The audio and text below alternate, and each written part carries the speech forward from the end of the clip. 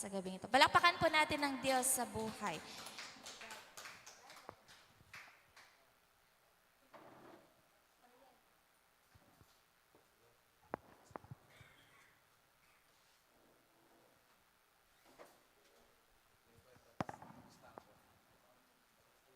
Hello po. So, good afternoon po sa ating lahat. Good evening po pala. Good evening po. So, ituturo ko po ngayon is one verse lang naman sa Ephesians chapter 6. So, di ba sa ating nangyayari sa buong mundo, mostly na Christian po is, nag-worry po lahat.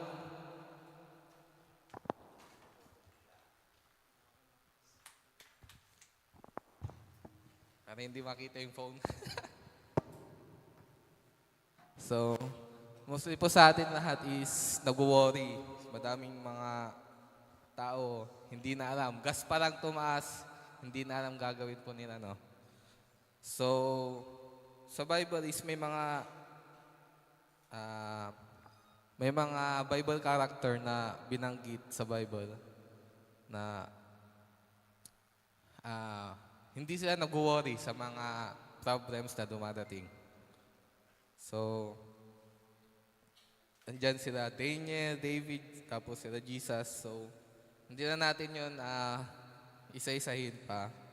So, punta na tayo sa Ephesians chapter 6, verse 13. So, sabi naman po doon is,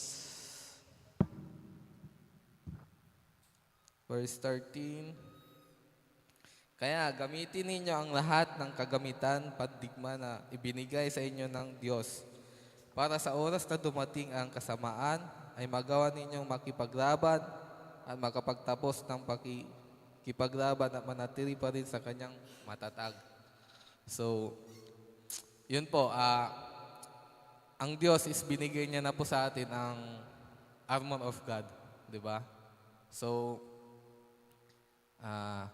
hindi natin kailangan mag-worry dahil yun nga kung babasahin natin sa verse 10 para is ibinigay ng Diyos sa atin ang kalasag ng full armor of God. So andun na po lahat.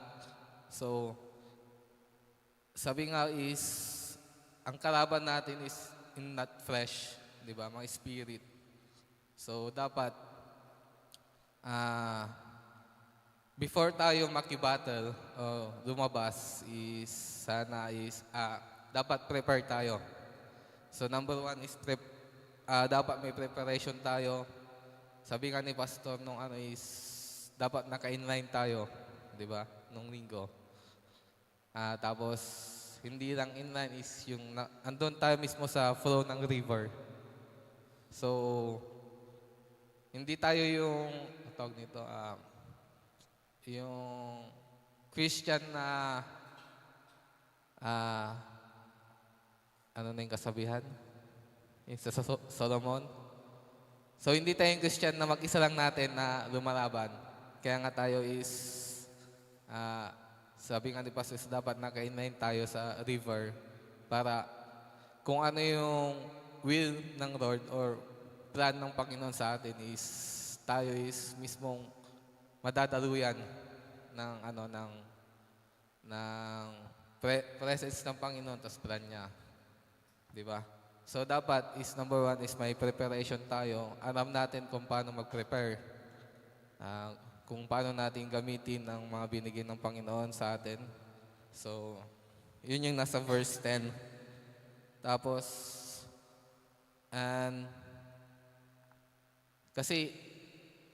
kaya sabi kong wag warrior kasi nga nung si Paul, isinulat niya to sa mga taga-Ephesus, yun nga, siya is nasa kulungan pa, ang alam ko nasa kulungan pa siya, di ba? So, imagine nyo, siya pa yung nasa kulungan, siya pang nag-a-advise sa mga Asia Minor, sa mga churches. So, tayo din is dapat, wag tayong matulad sa mga ibang Christian na ala, tumatas ng gas, ala, nagkakagera na, ganun. Di ba? Dahil ang Lord ang ating provider ng lahat. Kung sa tingin mo is about sa pera lang ang kailangan. Di ba? Sabi nga ng Panginoon, we are blessed, hindi lang sa material. Di ba? We are usher. Usher para. So, yun. So, dapat maging ready tayo. Yung readiness natin is pag sinut nga natin na sabi nga sa kung babasahin natin, dapat kaya natin mag-stand in the evil day o sa pagdating ng kaaway is kaya natin manatili pa rin, di ba? Hindi tayo yung tawag nito. Hindi tayo yung Christian lang na pag dumating ang pagsubok is wala na, questionin ang Panginoon, di ba? So dapat as a Christian is as a warrior din sana tayo. Hindi tayo yung Kristiyanong panay doubt na lang pag dumating ng problema. May memes nga ngayon eh. Baka ngayon lang daw pala nagpe-pray ang mga Kristiyano dahil tumatas na ang gas. Di ba? So dapat in a good times pa rin, ready pa rin tayo. Pati sa pagdating sa ministry is dapat ready. I-suit natin ang ating karasag lagi.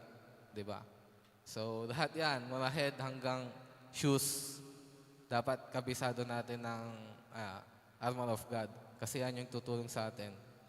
Dahil, is so that we can stand, kaya natin paglabanan at tayo ay hindi talunan. Diba? So, yun.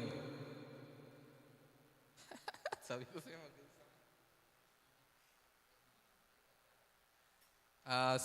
yun. Sa verse, sa pababa pa, so hindi ko pa nagawa ng outline, pero sabi nga doon is, nagkaroon ng boldness. So, pag ready na tayo is, mag-preach or magsalita mag-evangelize, gano'n, pumunta sa humayo is, dumadating yung boldness sa pagsabi, pagturo, di ba? Yun. Tapos,